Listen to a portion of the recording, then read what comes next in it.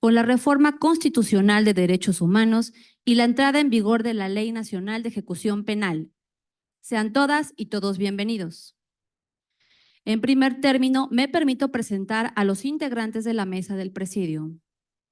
Maestro Luis Iván Juárez Segovia, director de la Casa de la Cultura Jurídica de Jalapa.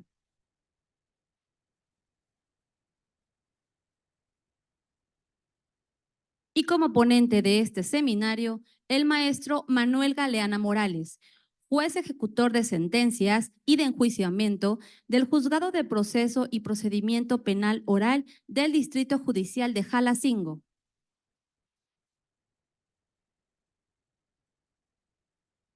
A continuación, es momento de escuchar la síntesis curricular del ponente a cargo del maestro Luis Iván Juárez Segovia. Buenas tardes a todas las personas que nos acompañan el día de hoy. Me permitiré leer la síntesis curricular de nuestro disertante. Manuel Galeana Morales, egresado de la licenciatura en Derecho por la Universidad Veracruzana. Cuenta con una maestría en Derecho Judicial por el Instituto de Formación, Capacitación, Especialización y Actualización del Poder Judicial y maestría en el Sistema Acusatorio Penal por la Universidad de Jalapa.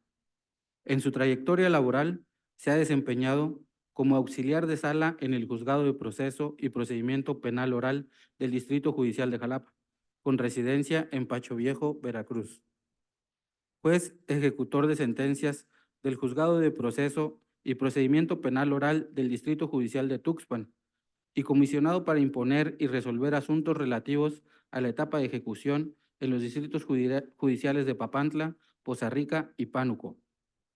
Juez ejecutor de sentencias del Juzgado de Proceso y Procedimiento Penal Oral del Distrito Judicial de Poza Rica y comisionado para imponer y resolver asuntos relativos a la etapa de ejecución en el Distrito Judicial de Papantla.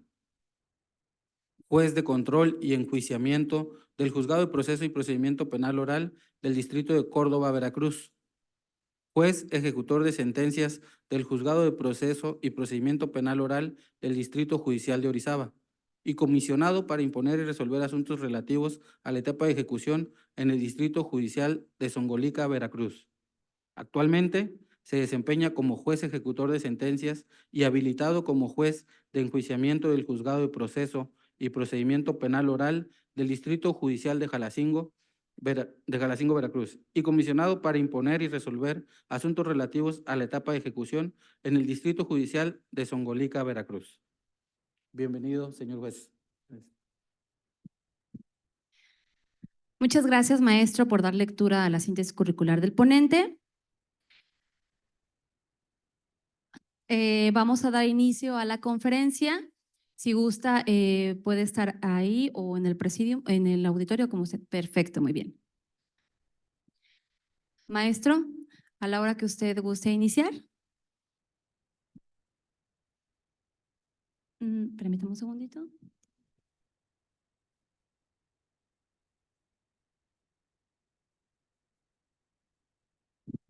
Listo. ¿Así sí me escuchan mejor? Muy bien. Bueno, pues antes que nada me gustaría externarles mi gran gratitud, agradecimiento y sobre todo felicidad de estar aquí presente frente a todos ustedes para participar en este primer seminario de ejecución penal organizado por la Suprema Corte de Justicia de la Nación a través de la Casa de la Cultura Jurídica de Jalapa, Veracruz, en coordinación con la Escuela Judicial del Poder Judicial del Estado de Veracruz.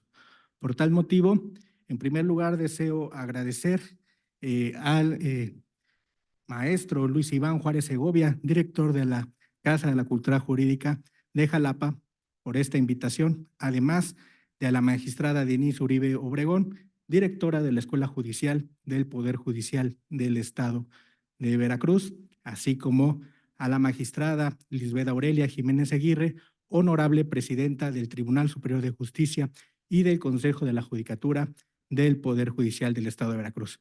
Muchas gracias por la invitación y, bueno, muchas gracias también a todos los presentes, presenciales y virtuales, que se encuentran reunidos en esta sesión del Seminario de Ejecución Penal. Para comenzar, como ya lo hicieron de conocimiento, el tema que voy a abordar es el cambio de paradigma de la ejecución penal con la entrada en vigor de la Ley Nacional de Ejecución Penal y el juez de ejecución como un órgano garante de los derechos humanos de las personas privadas de su libertad. Ahora bien, para entrar en contexto, debo referir en primer lugar que el 18 de junio del año 2008 fue publicado en el Diario Oficial de la Federación el proyecto de decreto que reformó los artículos 16, 17, 18, 19, 20, 21, entre otros, de la Constitución Política de los Estados Unidos Mexicanos. Con esta reforma constitucional en materia penal, transitamos de un sistema mixto de corte inquisitivo, predominantemente escrito, a un sistema acusatorio oral y adversarial. Es decir, se implementaron los denominados juicios orales en nuestro país. Esta reforma constitucional destaca porque se crean la figura de tres tipos de jueces, los denominados jueces de control, jueces de enjuiciamiento y los jueces de ejecución de sentencias. Estos últimos jueces de ejecución de sentencias son aquellos que se encargan de vigilar el cumplimiento de las sanciones penales y salvaguardar los derechos de las personas que se encuentran privadas de su libertad dentro de un centro penitenciario, ya sea por la imposición de una medida cautelar de prisión preventiva o cumpliendo una pena privativa de libertad que les fuera impuesta a través del dictado de una sentencia condenatoria firme por parte de algún juez. Y bueno, como podrán ver en el recuadro que les aparece, entre los principales aspectos que destacan de esta reforma constitucional del año 2008 se encuentra la modificación que sufrió el artículo 20 de la Constitución Política de los Estados Unidos Mexicanos. En este artículo se estableció que el proceso penal será acusatorio y oral y se deberá regir por los principios de publicidad, contradicción, concentración, continuidad e inmediación. Y de igual forma se establece cuáles son los objetos del proceso penal, ello en el artículo 20, apartado A, fracción primera de nuestra Carta Magna, que establece que el proceso penal tendrá por objeto el esclarecimiento de los hechos, proteger al inocente, procurar que el culpable no quede impune y que los daños causados a la víctima se reparen. ¿Y cómo se cumplen todos estos objetos del proceso penal? Pues a través de la sustanciación de un procedimiento que concluya con el dictado de una sentencia condenatoria firme que condene al culpable, imponga penas y establezca también la condena del pago de la reparación del daño a favor de la víctima. ¿Quiénes son las personas que dictan una sentencia condenatoria en un procedimiento penal? Los jueces de control, a través de un procedimiento abreviado, o los jueces de juicio o enjuiciamiento en un procedimiento ordinario. ¿Y quiénes son aquellas personas que se encargan de que se cumplan estas penas? Pues los jueces de ejecución de sentencias. Desde ahí podemos nosotros advertir ya la importancia que tiene la figura de juez de ejecución de sentencias dentro del proceso acusatorio penal. Otros de los aspectos relevantes que se pueden advertir de esta reforma constitucional del 2008 fue la modificación que tuvo el artículo 21 constitucional. Como podrán ver en el cuadro que les aparece en su pantalla, Anteriormente solamente se establecía que la imposición de las penas era propia y exclusiva de la autoridad judicial, pero con esta reforma constitucional se estableció que además de la imposición de las penas, la modificación y duración son propias y exclusivas de la autoridad judicial. Este precepto constitucional, el artículo 21, es muy importante porque es el fundamento constitucional que le da vida a la figura del juez de ejecución de sentencias. Más adelante, el 10 de junio del año 2011, fue publicada en el Diario Oficial de la Federación otra reforma de gran impacto en nuestro país, la denominada Reforma de los Derechos Humanos. Con esta reforma constitucional se estableció como un paradigma la obligación de todas las autoridades, todos los servidores públicos en el ámbito de sus competencias, tienen la obligación de promover, proteger, salvaguardar y garantizar los derechos humanos de los gobernados. Pero además, esta reforma constitucional trajo consigo una modificación al artículo 18 constitucional, donde se estableció la organización del sistema penitenciario y el respeto de los derechos humanos como uno de los ejes rectores de este sistema penitenciario, que establece el sistema penitenciario se deberá organizar sobre la base del respeto a los derechos humanos, del trabajo, la capacitación, la educación, la salud y el deporte como medios para lograr la reinserción social, con la finalidad de que las personas que están internas en un centro penitenciario no vuelvan a delinquir. Partiendo de este contexto, podemos advertir que derivado de las reformas constitucionales, tanto del 2008 como la del 2011, el Estado mexicano se encontró en la necesidad de promulgar una ley única en materia de ejecución de penas, a fin de garantizar la organización de los centros penitenciarios, la gobernabilidad de los mismos, pero sobre todo el respeto de los derechos humanos de las personas que se encuentran internas en un centro penitenciario, tanto las personas que se encuentran sufriendo una medida cautelar de prisión preventiva, como las personas que se encuentran compurgando una pena a través del dictado de una sentencia condenatoria.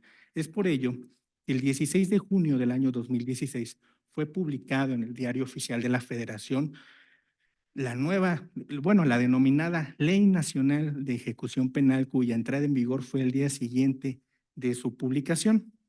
¿Y cuáles son los objetos de esta ley? Pues, en primer lugar, es establecer las normas que deberán observarse en el internamiento por prisión preventiva, en ejecución de penas y medidas de seguridad como consecuencia de una resolución judicial. En segundo lugar, es establecer los procedimientos para resolver controversias que surjan con motivo de la ejecución penal. Y en tercer lugar, es regular los medios para lograr la reinserción social. Como ya lo dijimos, la educación, la salud, el deporte, el trabajo y la capacitación y el respeto a los derechos humanos como medios para lograr la reinserción social. Esta Ley Nacional de Ejecución Penal, de igual forma, establece un catálogo de derechos con los que cuentan las personas que se encuentran privadas de su libertad.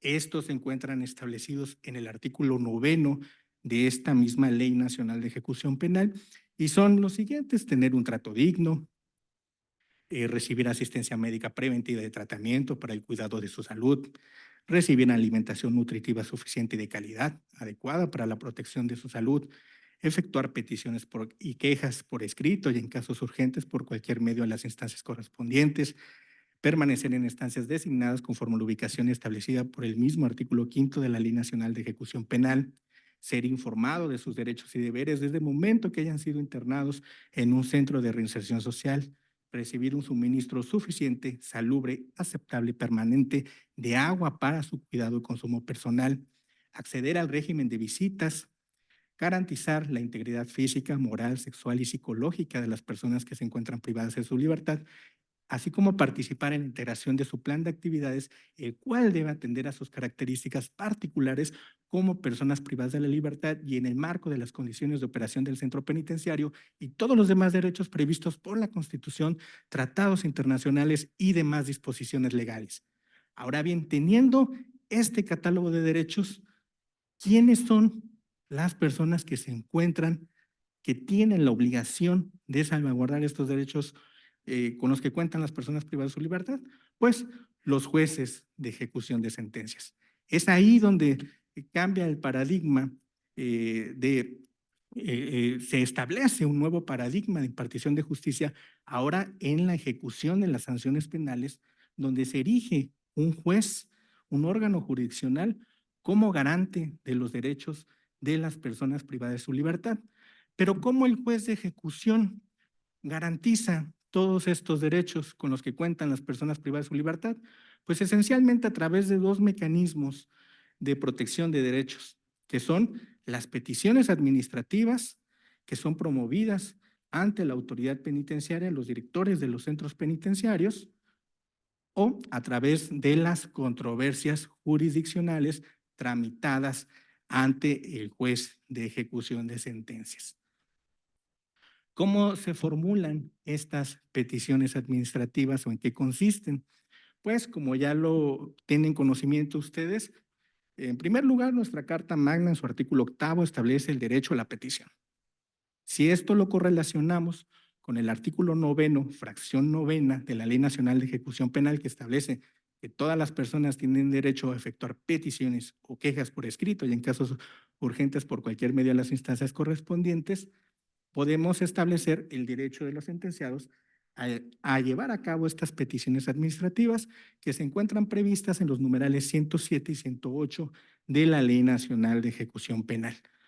¿Quiénes, de qué manera o de qué forma o ante qué se pueden promover estas peticiones administrativas? Pues en primer lugar tiene que ser una parte legitimada como las personas privadas de la libertad y estas se promueven contra hechos, actos u omisiones respecto a las condiciones de internamiento de los sentenciados. ¿Cuáles son las condiciones de internamiento de los sentenciados? Cualquiera que infiera con los derechos contemplados por el artículo 9º de la Ley Nacional de Ejecución Penal. ¿Y de qué manera se formulan estas peticiones administrativas? Pues de una forma muy sencilla, solamente por escrito y sin formalidad alguna ante el director del centro penitenciario. Cualquier interno puede realizar un escrito, presentarlo ante el director del centro penitenciario. Además de las personas que se encuentran privadas de su libertad, ¿quiénes más se encuentran legitimados para poder promover una de estas peticiones administrativas ante los directores de los centros penitenciarios? El artículo 108 de la Ley Nacional de Ejecución Penal nos establece que también podrán promoverlas los familiares hasta en 4º grado de parentesco por consanguinidad, cónyuge, concubinario o pareja de hecho, los visitantes de los internos, sus defensores, ya sean públicos o privados, el Ministerio Público o cualquier otra autoridad o entidad u órgano de protección de los derechos humanos. Estas personas son las que se encuentran legitimadas para poder llevar a cabo el procedimiento de petición administrativa ante el director del centro penitenciario. Y una vez que ha sido promovida o presentada esta petición administrativa, pues el director del centro penitenciario se encuentra obligado a resolver dentro del término de 5 días contados a partir de la admisión de la petición y deberá notificar esta resolución en un plazo no mayor a 24 horas después del dictado de la resolución. Ahora bien, esta resolución que emita el director del centro penitenciario, obviamente, la persona que se encuentra legitimada, si no es acorde a sus intereses, pues puede ser combatida o recurrida de alguna manera. Y en caso de que fuera resuelta en sentido contrario a los intereses del mismo, se podrá promover una controversia jurisdiccional ante el juez de ejecución dentro de los 10 días siguientes a la fecha de la notificación de resolución. Si los efectos son continuos o permanentes, la controversia ante el juez de ejecución la pueden promover en cualquier momento. ¿Qué quiere decir esto? que el juez de ejecución dentro de la petición, dentro del procedimiento de petición administrativa, que ya tenemos claro que es ante el director del centro penitenciario, también juega un papel muy relevante este juez de ejecución. ¿Por qué?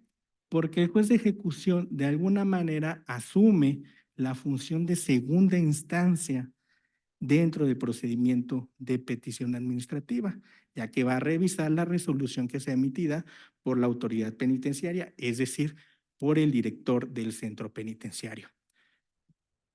También se podría dar la hipótesis de que dentro de los 5 días siguientes, a partir de la admisión de la solicitud, el director no emita ninguna resolución. En caso de que haya esa omisión por parte del centro y no emita una resolución respecto a la petición administrativa que haya sido presentada por parte del peticionario, de la persona privada de libertad o cualquiera de los legitimados para ello, podrán acudir a demandar esta omisión ante el juez de ejecución. Pueden promover para hacerle de conocimiento: hey, juez de ejecución, yo formulo una petición administrativa ante el director del centro penitenciario y este no ha resuelto dentro del plazo establecido. Entonces, el juez de ejecución tiene la obligación de resolver dentro de las 72 horas y requerir al director del centro penitenciario para decirle y requerirlo para que resuelva dentro del plazo establecido. ¿Qué pasa con esto? Pues también el juez de ejecución asume una función muy importante como órgano garante de los derechos de las personas privadas de su libertad, e inclusive podría dar vista al superior jerárquico de la autoridad penitenciaria, es decir, de los directores del centro penitenciario, para los efectos y responsabilidades administrativas que pudieran suscitarse de esto. Ahora bien, cuando las peticiones también se podrían dar, también cuando existe algún caso urgente, por ejemplo, alguna cuestión que pudiera poner en riesgo la integridad física o salud de las personas que se encuentran privadas de su libertad, y estas peticiones recaigan sobre hechos, actos u omisiones respecto a condiciones de internamiento que, de no atenderse de inmediato, quedaría sin materia la petición, se constituye un caso urgente. Ahí también las personas privadas de su libertad o las personas legitimadas por la ley pueden acudir directamente ante ante el juez de ejecución para hacerlo del conocimiento, quien deberá suspender de inmediato el hecho o acto que haya motivado la petición, así como los efectos que tuviera, hasta en tanto se resuelva en definitiva. Tratándose de omisiones, el juez de ejecución podrá determinar las acciones para realizar por parte de la autoridad penitenciaria. Vamos a poner un ejemplo que se me ha presentado en la práctica. En alguna ocasión, una persona privada de su libertad fue sancionado por parte de las autoridades penitenciarias del centro donde se encontraba interno, y por alguna conducta que cometió, le prohibieron el acceso al agua. Le dijeron: no, ya no te vamos a dar agua. Entonces, mediante una petición administrativa de caso urgente, hizo de conocimiento al juez de ejecución que se le estaba violentando su derecho a recibir un suministro suficiente, salubre, aceptable y permanente de agua para su cuidado y consumo personal, tal como lo establece la Ley Nacional de Ejecución Penal. El agua, pues para todos los seres humanos es un elemento, es un líquido vital, que sin él no podemos subsistir. Entonces, juzgado de ejecución, al advertir esta situación, aunque nosotros como juzgado de ejecución no tuviéramos una constancia de esa sanción administrativa llevada a cabo por parte de la autoridad penitenciaria, porque no existe, ordenamos, al advertir el caso urgente, ordenamos de manera inmediata que se le proporcionara el suministro suficiente, salubre, aceptable y permanente de agua al que tiene derecho de acuerdo a lo establecido por el artículo 9 de la Ley Nacional de Ejecución Penal. Ahí es donde el juez de ejecución, como órgano garante de los derechos humanos, participa dentro del procedimiento de peticiones administrativas. Además de estas peticiones administrativas, existe otro mecanismo de protección de los derechos de las personas que se encuentran privadas de su libertad, y son las llamadas controversias jurisdiccionales. ¿Qué es una controversia jurisdiccional? Es un procedimiento jurisdiccional para plantear acciones relativas a la duración, modificación y extinción de las penas, así como también sirve como un mecanismo de control de las actuaciones emitidas por los órganos que integran el sistema penitenciario, específicamente la autoridad penitenciaria. Y dicho procedimiento se puede promover ante el juez de ejecución de acuerdo a las controversias mencionadas por el artículo 116 de la Ley Nacional de Ejecución Penal, y también se pueden promover controversias jurisdiccionales ante los jueces de control o ejecución según corresponda respecto a condiciones de internamiento, plan de actividades y cuestiones relacionadas con ambas, esto de conformidad a lo establecido por el artículo 117 de la Ley Nacional de Ejecución Penal. Ahora bien, ¿quiénes son las partes que se encuentran legitimadas y que forman parte de una controversia jurisdiccional? Pues, de acuerdo a la naturaleza de la controversia y en términos del artículo 121 de la Ley Nacional de Ejecución Penal, las partes que forman parte de esta, que forman parte de esta controversia son las personas privadas de su libertad, los defensores públicos o privados, el Ministerio Público, la autoridad penitenciaria, el director o quien lo represente, el promovente de la acción o recurso, y la víctima y su asesor jurídico cuando el debate esté relacionado con la reparación del daño y se afecte de manera directa o indirecta su derecho al esclarecimiento de los hechos y al acceso a la justicia. Ahora bien, las controversias jurisdiccionales tramitadas ante el juez de ejecución se encuentran previstas en el artículo 116 de la Ley Nacional de Ejecución Penal y pueden ser respecto a las condiciones de internamiento y cuestiones relacionadas con las mismas. ¿Cuáles son estas condiciones de internamiento relacionadas con las mismas? Pues puede ser una controversia por el lugar de la ubicación donde se encuentra el centro penitenciario, por la atención médica, por el suministro de alimentación y agua, por el régimen de visitas, entre otras. También pueden haber controversias por el plan de actividades de la persona privada de libertad y cuestiones relacionadas con el mismo que impliquen una afectación a sus derechos fundamentales respecto a las actividades educativas, deportivas y laborables. Por ejemplo, respecto a actividades educativas, recreativas o laborales que no sean compatibles con el sentenciado y que afecten el libre desarrollo de su personalidad. Un ejemplo podría ser, a lo mejor dentro del plan de actividades que es diseñado para el sentenciado, ya establecimos que de acuerdo a los ejes rectores del sistema penitenciario se tiene que establecer respecto al trabajo, la capacitación, la educación, la salud y el deporte como medios para lograr la reinserción social. Teniendo eso como base, ese precepto como base, podemos establecer que el plan de actividades tiene que seguir todos estos ejes rectores. Como ejemplo, si una persona se encuentra privada de su libertad y le diseñan, y esta persona a lo mejor padece una discapacidad física, a lo mejor se encuentra lastimado de una pierna, cojea, y dentro del centro de actividad, dentro del centro penitenciario, en el plan de actividades que es diseñado de conformidad a lo establecido por el artículo 104 de la Ley Nacional de Ejecución Penal, pues le dicen, no, pues dentro de las actividades deportivas tú vas a tener que practicar fútbol.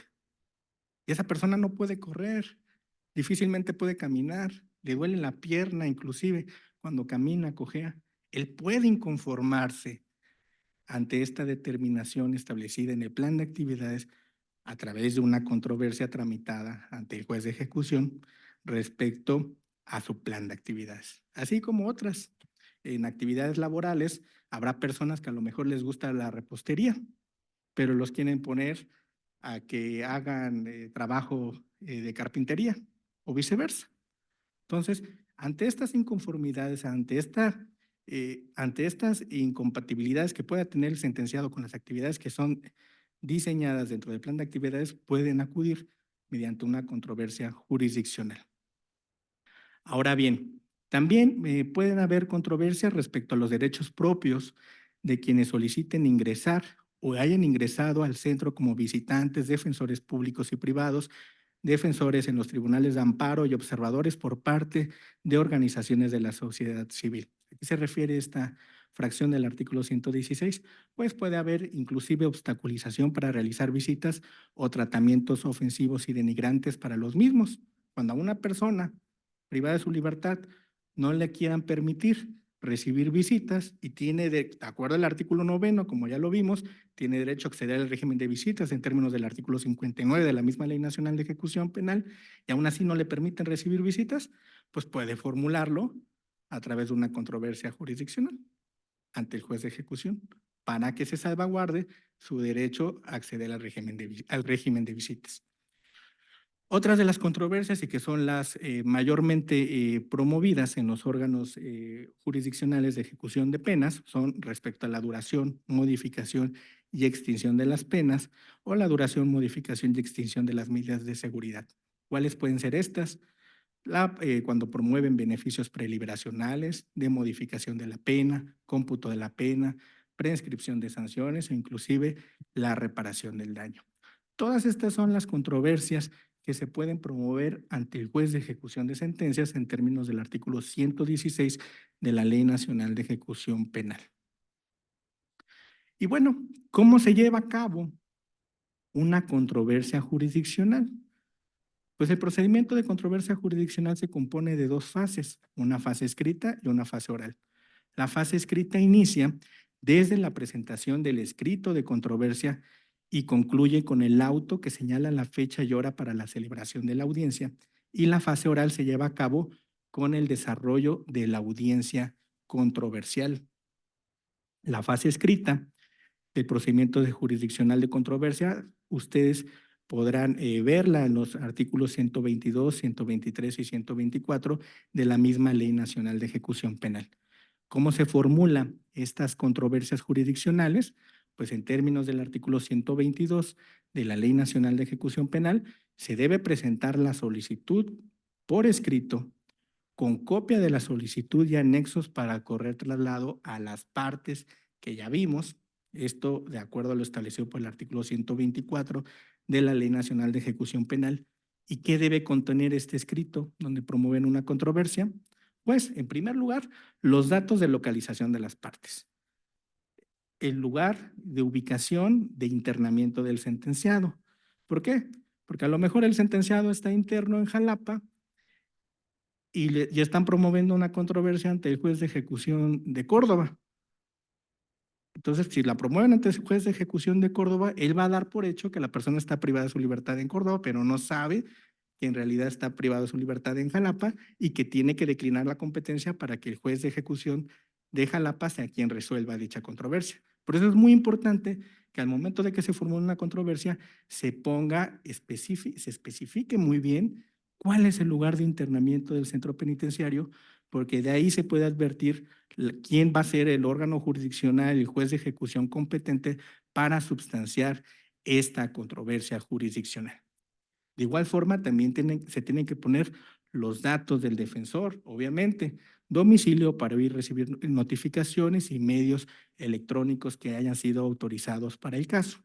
De igual forma, también se tiene que poner los datos de la víctima para oír recibir notificaciones, porque se le tiene que correr traslado con esta solicitud para que la misma pueda contestar la acción e inclusive ofertar medios de prueba que estime para tal efecto. Porque hay que recordar que es un procedimiento jurisdiccional. Se va a llevar a cabo una audiencia ante un juez de ejecución de sentencias, entonces va a haber dos partes, por eso se llama controversia, que van a debatir y el juez de ejecución va a tener que resolver quién tiene la razón. De igual forma, esta controversia debe tener un relato de la inconformidad. ¿Esto a qué se refiere? Se refiere a que deben de establecer de manera clara cuál es el planteamiento de la petición. Tienen que llevar a cabo una relación sucinta de los hechos y la narrativa de la situación jurídica del sentenciado para poder establecer su teoría del caso, de acuerdo a la pretensión que realicen, ¿no? Dependiendo a la naturaleza de la controversia que vayan a llevar a cabo. También en este escrito de acuerdo también a la naturaleza de la controversia, podrán ofertar medios de prueba. Se debe realizar un ofrecimiento de medios de prueba de acuerdo a la solicitud planteada y este se debe realizar conforme a las reglas establecidas por el Código Nacional de Procedimientos Penales, que es de aplicación supletoria a la Ley Nacional de Ejecución Penal, de acuerdo a lo establecido por el artículo 8º de la misma Ley Nacional de Ejecución Penal. Entonces, el ofrecimiento de los medios de prueba tiene que ser, ¿cómo? Conforme a las reglas establecidas por el Código Nacional de Procedimientos Penales. Recuerden, ya estamos en un sistema acusatorio, oral y adversarial. Cuando exista ofrecimiento de testimoniales y periciales, se debe justificar la idoneidad y pertinencia de los medios de prueba ofertados. En el caso de las testimoniales y periciales, deben identificar a los mismos con nombre, apellidos, domicilio, modos de localización, señalando además los puntos sobre los que va a versar el interrogatorio correspondiente, tal cual como los fiscales en la etapa intermedia formulan su acusación y realizan el ofrecimiento de sus medios de prueba, así también lo tienen que hacer los promoventes. Todo esto de conformidad a lo establecido por el artículo 314, 335, 346 y 356 a 390 del Código Nacional de Procedimientos Penales, en íntima relación con el penúltimo párrafo del artículo 124 de la Ley Nacional de Ejecución Penal. Y una vez que se cumplen con todos estos requisitos, bueno, que se formula la controversia, la administración del juzgado debe registrar la causa, el expediente que se le forma, expediente o cuadernillo que se le forma, y turnarla al juez competente. Recibido el juez de ejecución cuenta con un plazo de 72 horas para emitir un acuerdo respecto a la controversia planteada, que se puede emitir en 3 sentidos. Número 1, si está bien formulada, puede admitir la solicitud e iniciar el trámite del procedimiento de controversia.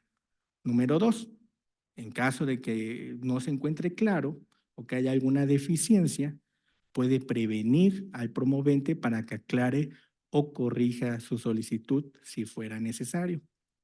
O tercer lugar, puede desecharla por ser notoriamente improcedente.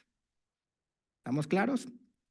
En caso de que esté bien formulada, admite e inicia el procedimiento. En caso de que no, puede prevenir para que aclaren la petición. ¿Cuál podría ser un ejemplo? Supongamos que están promoviendo un beneficio preliberacional y no están señalando el domicilio de la víctima, que obviamente, por ser la víctima del delito, tiene derecho a formar parte de esta controversia, pues se le puede prevenir al promovente para que dentro del plazo de 72 horas proporcione los datos de localización de la víctima para poder ser llamada a esta controversia jurisdiccional. Ese es un ejemplo de muchos. Siguiendo con el tema de los beneficios preliberacionales, en la tercera hipótesis, desechar por notoriamente improcedente. Suponiendo que en un beneficio preliberacional, por ejemplo, promueven un beneficio preliberacional por el delito de secuestro. La Ley Nacional de Ejecución Penal establece expresamente al secuestro, trata de personas y la delincuencia organizada como una imposibilidad para tener estos beneficios. O sea, esos beneficios no, como una excepción para acceder a estos beneficios. De acuerdo a la Ley Nacional de Ejecución Penal, ninguna persona sentenciada por secuestro, delincuencia organizada o trata de personas puede acceder a alguno de los beneficios previstos por esta Ley Nacional de Ejecución Penal. Entonces, si la promueven en términos de la Ley Nacional de Ejecución Penal y el juez advierte que es por el delito de secuestro, pues la desecha por notoriamente improcedente. Ni siquiera es necesario hacer un debate porque ya la ley lo establece, que se encuentra prohibido expresamente otorgar este beneficio a este tipo de delitos. Ese es un ejemplo de que se deseche por notoriamente improcedente. Otro ejemplo de desecharse por notoriamente improcedente, bueno, están promoviendo a lo mejor un beneficio preliberacional y a lo mejor la persona no está sentenciada todavía, se encuentra procesada. no está bajo los efectos de una sentencia condenatoria firme, entonces pues se debe de desechar por notoriamente improcedente.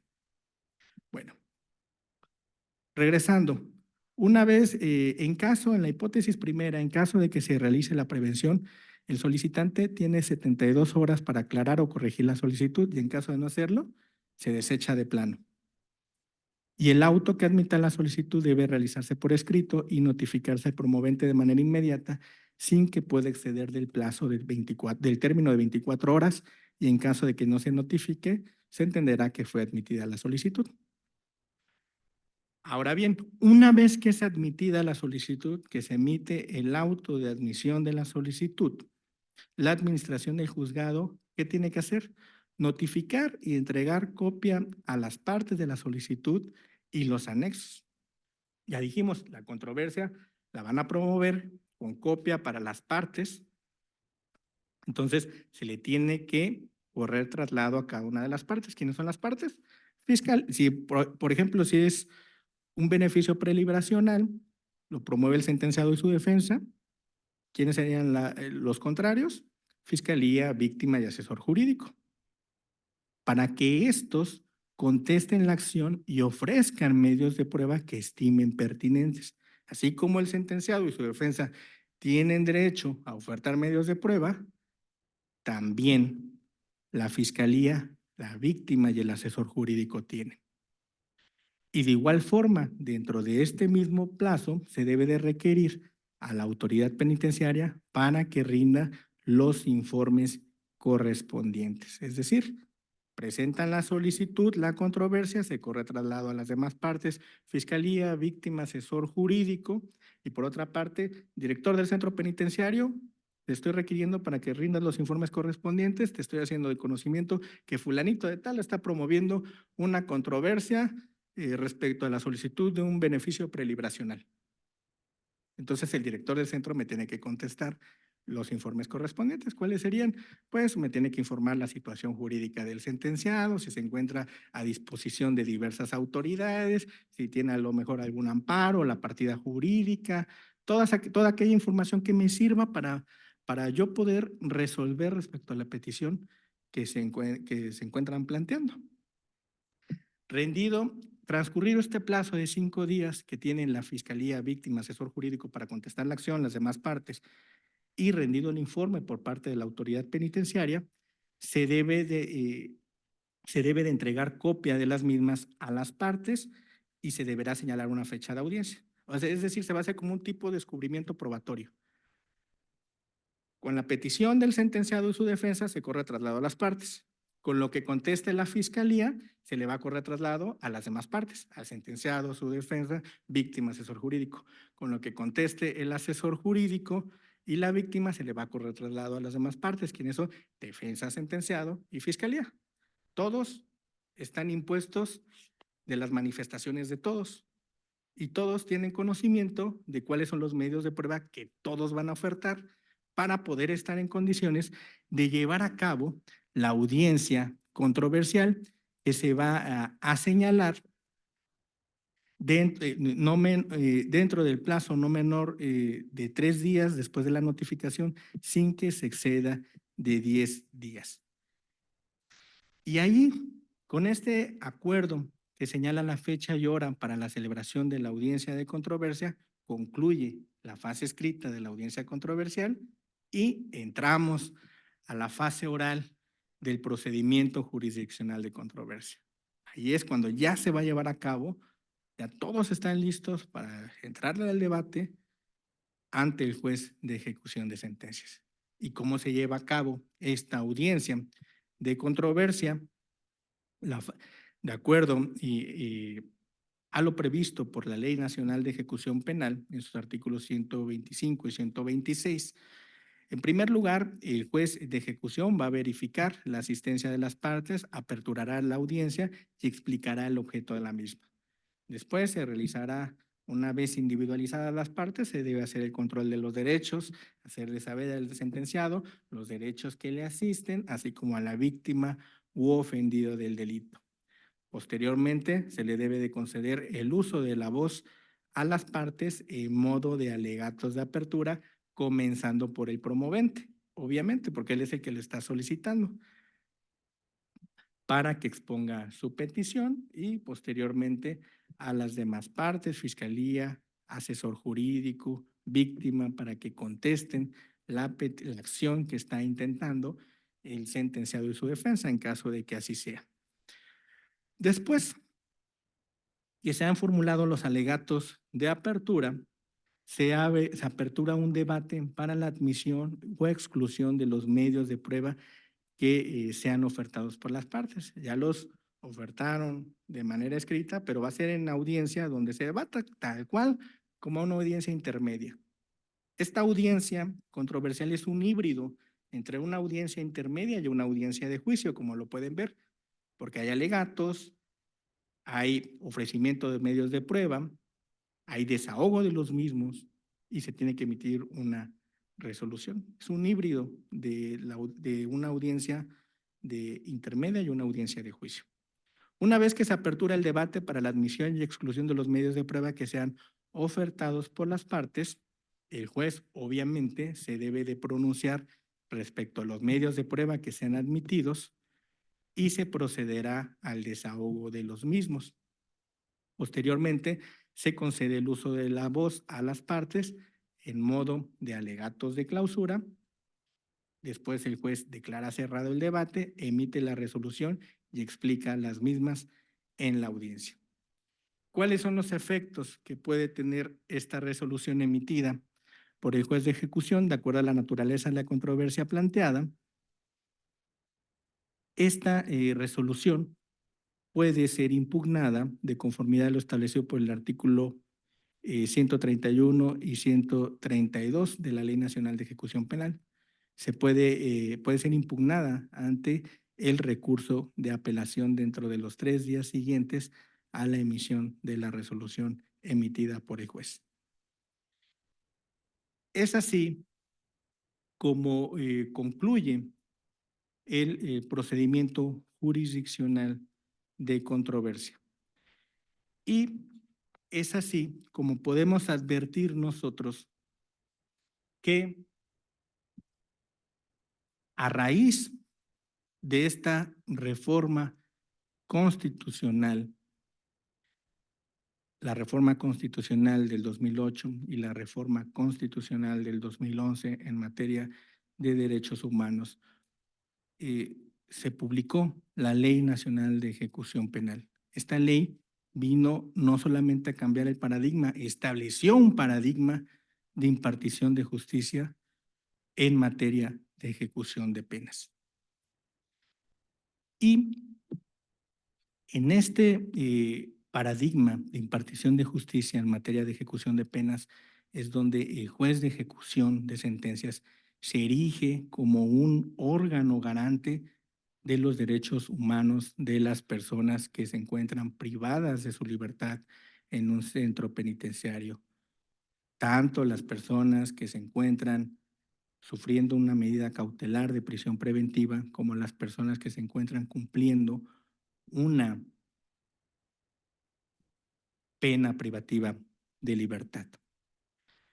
Con esto, yo concluyo mi participación. Quise llevarlos a un aspecto más práctico, porque creo que a las personas que participan en este tipo de seminarios, a consideración propia, es más interesante ver los aspectos prácticos de la ejecución penal sin dejar pasar por alto la importancia de este tema y reitero, el establecimiento de un nuevo paradigma de impartición de justicia en materia de ejecución de penas, donde, ojo, el juez de ejecución participa como un órgano garante de los derechos de las personas privadas de su libertad.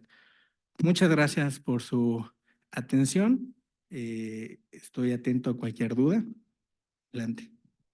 Muchas gracias, maestro. Si alguien del auditorio gusta participar con una pregunta, una observación, favor de levantar la mano para acercarles el micrófono.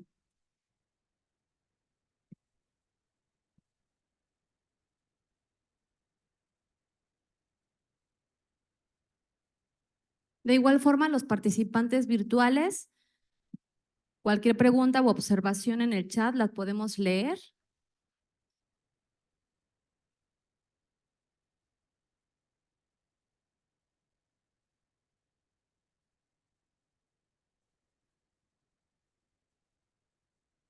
Ah, gracias. Permítame.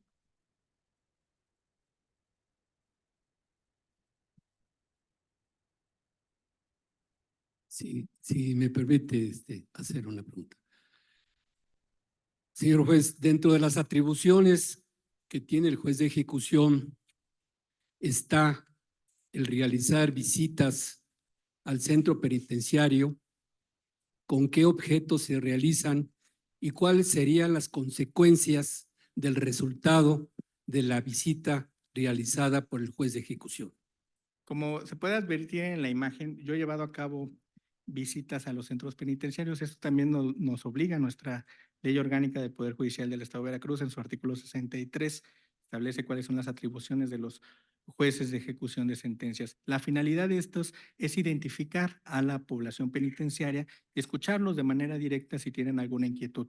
En lo personal, cuando llevo a cabo una visita a un centro penitenciario, me hago acompañar del defensor público, en este caso del Instituto Veracruzano de la Defensoría Pública, ya que soy un juez de ejecución del orden común, del fuero común, y de igual forma invitamos a la Fiscalía, el fiscal de distrito, para que atiendan, para que conozcan cualquier petición que pudiera suscitarse dentro de estas visitas a los centros penitenciarios.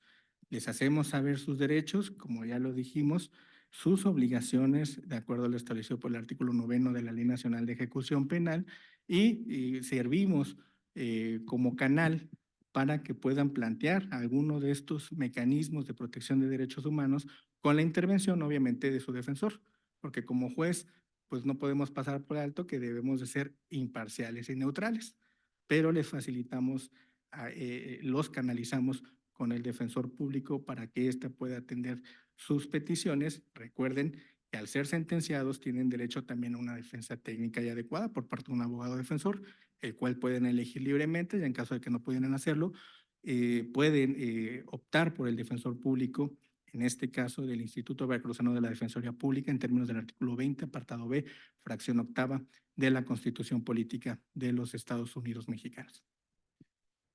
Señor juez, en caso de que al realizarse esa visita se observe o se detecte alguna irregularidad, alguna violación flagrante, ¿cómo se procedería? ¿Cuál sería la consecuencia?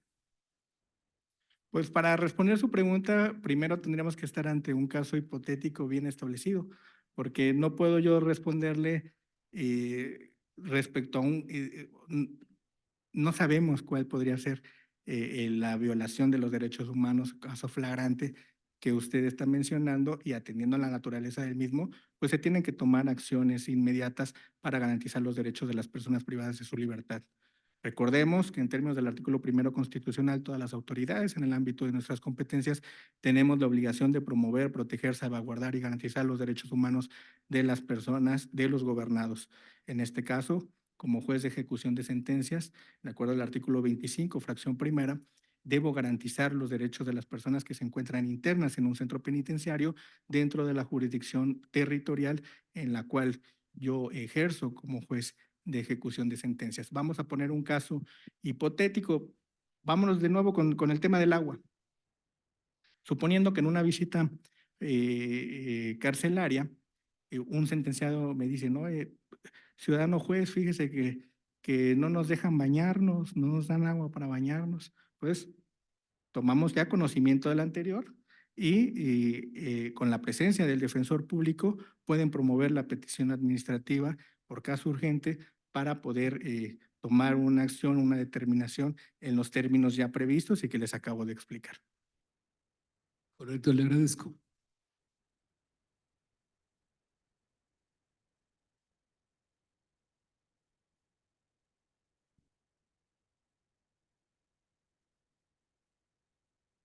Buenas tardes. Yo tengo una pregunta.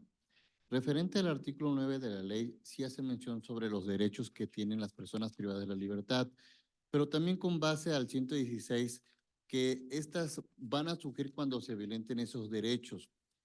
Yo le pregunto a usted, licenciado, ¿por qué a las personas privadas de la libertad el juez de ejecución le otorga la controversia a su favor referente a la compra de calzado, de tenis, de profesar cierta religión, cuando la propia ley no estipula ni manifiesta que se le debe de otorgar o dar este tipo de beneficios, por así decirlo? Y algunos jueces sí han resuelto y contraviene prácticamente a la seguridad de los centros cuando se le otorgan estos tipos de beneficios o se le otorga la controversia a la persona privada de libertad. Unos resuelven a favor, otros no. Encontramos que no hay una homologación de criterios por parte de los jueces de ejecución.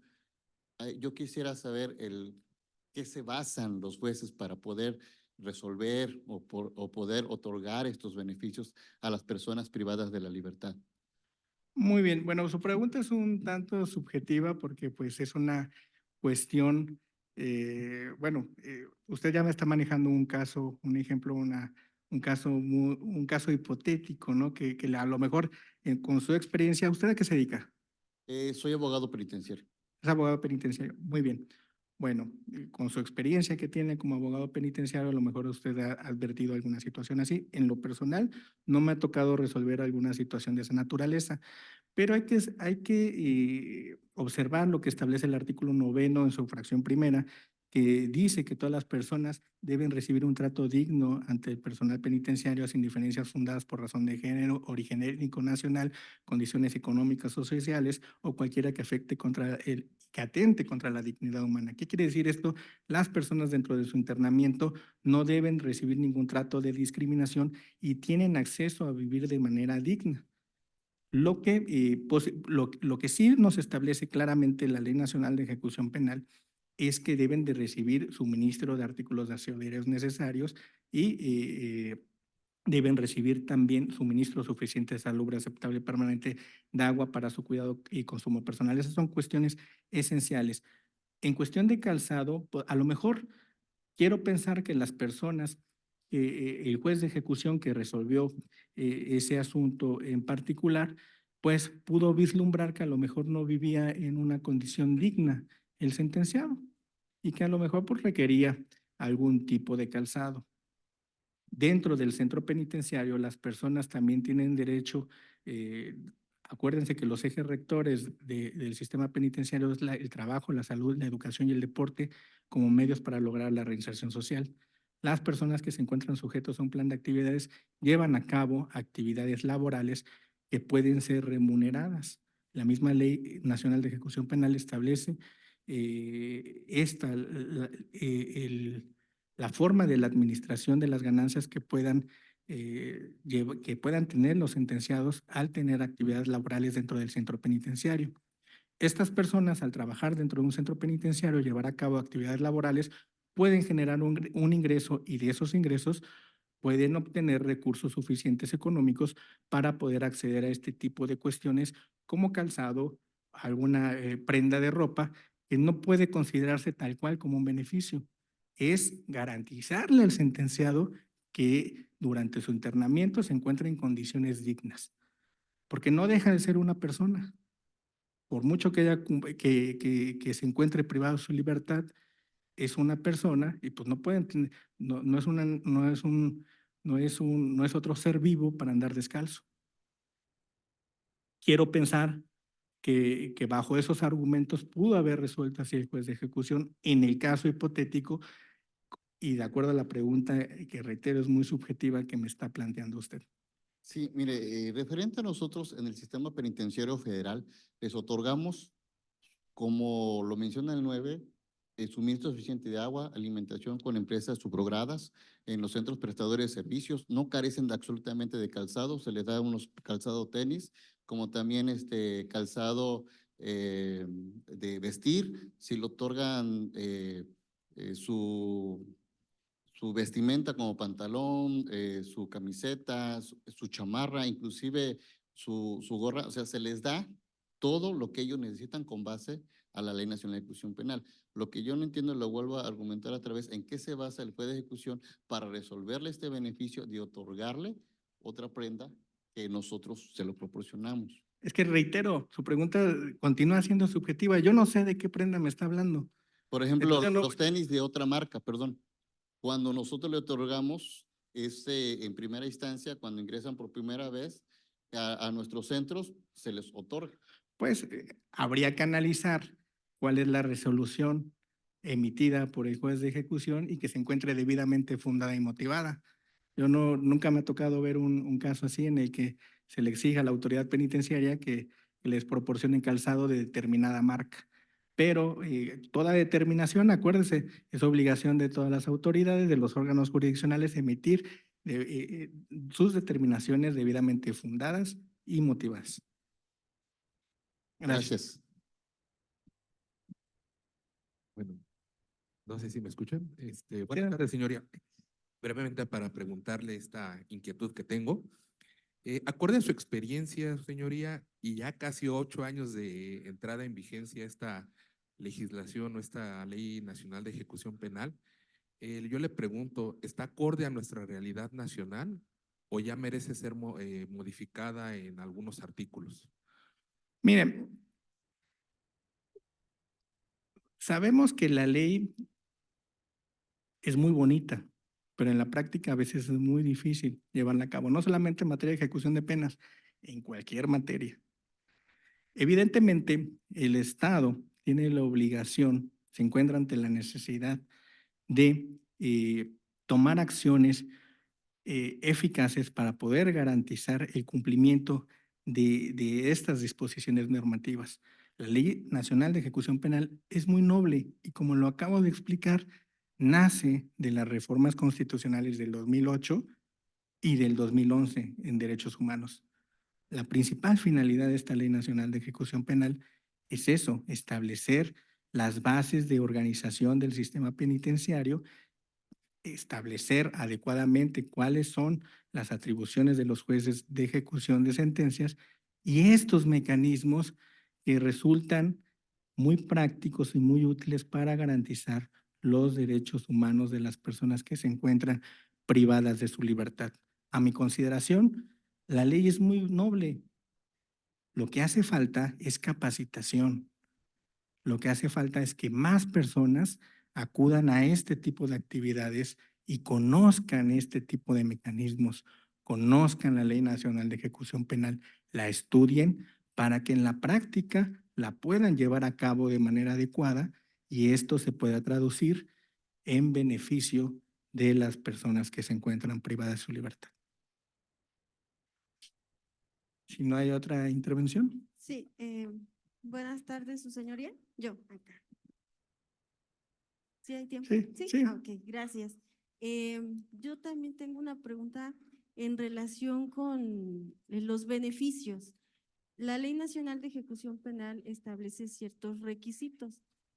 Yo quisiera saber cuál es la perspectiva desde el enfoque del juez de ejecución cuando la autoridad penitenciaria lleva los reportes de conducta o cuando el Ministerio Público argumenta y señala que existe un riesgo para la víctima o para algún testigo y aún así son otorgados los beneficios. O sea, ¿cuál es el criterio del juez de ejecución? Porque sabemos que hay jueces que sí los otorgan sabiendo que existen reportes de mala conducta dentro del centro penitenciario o cuando el mismo fiscal argumenta también que existe un riesgo.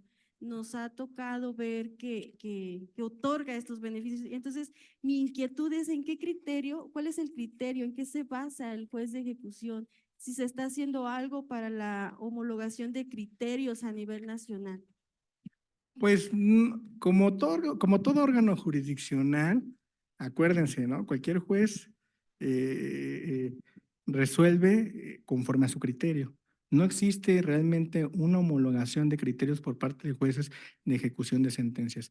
A título personal, yo le puedo decir que yo sí trato de verificar que se cumplan cada una de las fracciones establecidas tanto por el numeral 137 de la Ley Nacional de Ejecución Penal en caso de que sea la solicitud de una libertad condicionada o los requisitos previstos por el numeral 141 de la Ley Nacional de Ejecución Penal en caso de que sea una libertad anticipada. Y bueno, la forma en que se va a resolver va a depender también de la naturaleza del delito. Hay jueces, hay compañeros jueces de ejecución que cuando en una sentencia condenatoria advierten que ya fue cubierta la reparación del daño, ellos establecen, ellos no mandan, inclusive ni siquiera notifican a las víctimas ni asesores jurídicos porque dicen ya fue cubierto el pago de la reparación del daño. Por lo tanto, no tendrían que tener intervención en la controversia. Eso es lo que ellos creen. Yo sí creo que es necesario, dependiendo, reitero, de la naturaleza del delito, llamarlos porque esto afecta su derecho al esclarecimiento de los hechos y al acceso a la justicia, como lo expliqué anteriormente, para que ellos puedan manifestarse respecto a todas estas, a los informes rendidos por la autoridad penitenciaria y las manifestaciones planteadas por cada una de las partes.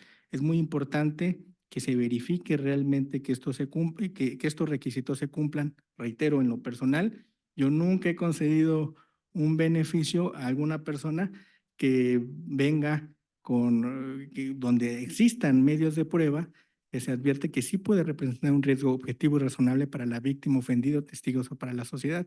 Entonces, por esas razones que no le podría, no conozco cuál es el caso en el que usted se pudiera haber encontrado o quién haya sido el juez o cómo lo haya resuelto en aquel sentido. Pero en lo personal yo trato de verificar que se cumplan cada uno de los requisitos y se deben de valorar conforme a las reglas de la lógica, la sana crítica y las máximas de la experiencia. Las reglas de acuerdo, tal cual como lo establece el Código Nacional de Procedimientos Penales.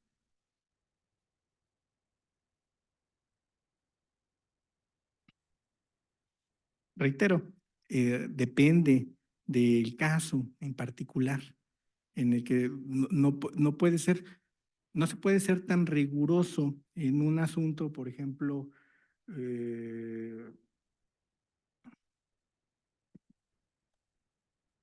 supongamos, como un delito de homicidio, hay que ser más exhaustivos, más rigurosos, un delito grave de alto impacto que un robo. Entonces, esas son las cuestiones que se deben de ponderar al momento de emitir una resolución.